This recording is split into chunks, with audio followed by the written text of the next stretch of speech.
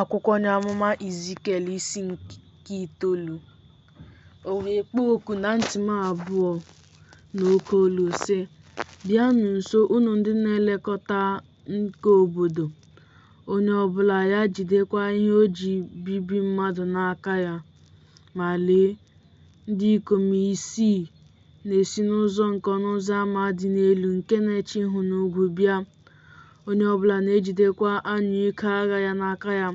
Otu nwoke ọzọ dịkwa n'etiti ha nke yiri uwe ọcha, mpi inki nke odeakwụkwọ dịkwa n'ụkwụ ya. Ha wee baa guzo n'akụkụ ebe ịchụ aja nke ọla. Ma ebube nke Chineke nke Izrel si n'elu cherub ahụ nke ọ dị n'elu ya rigoro mbata ọzọ nke ụlọ ahụ. O wee kpọọ nwoke ahụ nke yiri uwe ọcha nke nwere mpi inki nke odeakwụkwọ n'ụkwụ ya oku.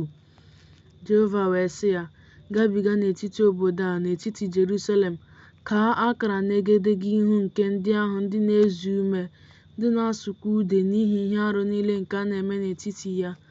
Ma ndị ikom 6 ahụ ka ọ sịrị na ntị m abụọ, "Sonụ ya gabiga n'obodo a, tigbukwa. Anya unu emela ebere, unu enwekwala ọmịiko. Gbusịsịanụ okenye na okorobịa na nwa agbọghọ na-amaghị nwoke na ụmụntakịrị na ndị inyom. Ma unu abịarule nso onye ọbụla nke akara ahụ dị ya n'ihu. Ma n'ebe nsọ m ka unu ga-esi malite." Ha wee malite n'etiti ndị okenye na ndị nọ n'ihu ụlọ ahụ. O wee sị ha, "Merụọnụ ụlọ a, mee ka ndị egburegbu ju ogige ya niile. Pụọnụ." Ha wee pụọ tigbuo n'obodo. O ruo, mgbe ha na-etigbu, ma naanị mụ onwe m fọdụrụ, na adara mkpu ihu m n'ala, tie mkpu sị, "Ewoo, Onyenwe anyị Jehova! Ọ bụ onye mbibi nke Izrel niile ndị fọdụrụ ka ị ga-abụ mgbe ị na-awụkwasị Jerusalem ọnụma gị?" O wee sị m, "Ajọ omume nke ụlọ Izrel na Juda dị ukwuu hinne. Ala ha jupụtakwara n'ọbara, obodo a jupụtakwara na mwezuga ikpe.